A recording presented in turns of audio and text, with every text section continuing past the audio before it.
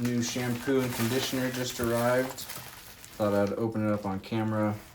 This is the tea tree and rosemary shampoo and conditioner right here. Thought I'd show you guys how it comes packaged. Oftentimes, liquids don't come packaged well, but you can see this comes packaged real nicely. Get it all the way open here.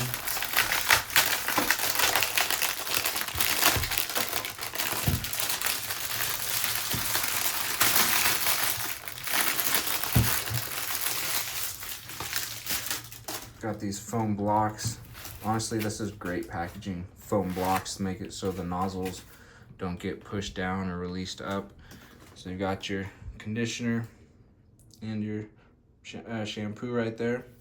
They are plastic bottles. They kind of look like they're glass, but they're plastic. And then you also get the little scalp massager with the bottles as well.